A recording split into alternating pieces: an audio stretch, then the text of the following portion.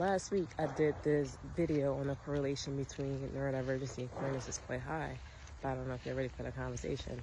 And to my surprise, it blew up and people had a field day in the comments. I had to look at the caption, don't look like anyone's actually really ready to have this conversation.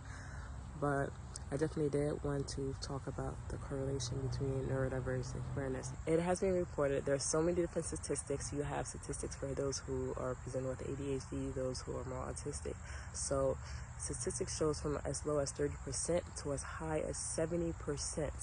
Before we dive in, I'm going to just break down like the definitions for those who don't know what a neurodivergence is and those who don't know what it means to be queer. Because also there was a misconception in the comments that, oh, everybody know that, and everybody do not know everything. Just like people were having uneducated ideas about just me wearing my scarf. Oh, because I'm wearing my scarf, I must having this assumption what I stand on without even knowing who I am, right? Like now, neurodivergence is a developmental difference. I know you might hear sometimes it's a disorder. I believe it's just a difference.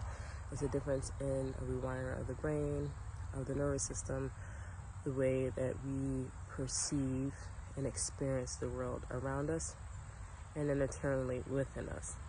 So some types of neurodivergence you might hear is like ADHD, autism, bipolar, even CPTSD, and so much more. But neurodivergence is just an umbrella term for a lot of different developmental differences that is not the norm. You know, that is not the norm or neurotypical to what we see in society, how the society is built for. Now, queerness, on the other hand, look at the original definition from like the more archaic definition.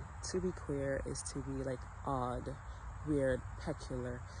It is like eccentric, weird. I think I've already said weird already.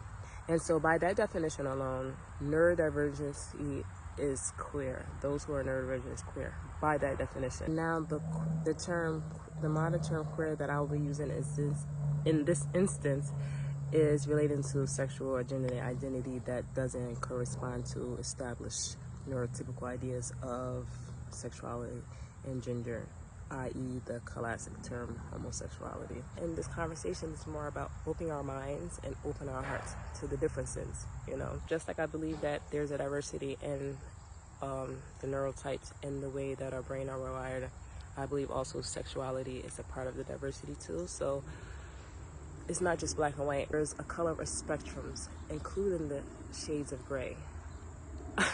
No pun intended. I'm probably like going off a tangent and there's so much to discuss.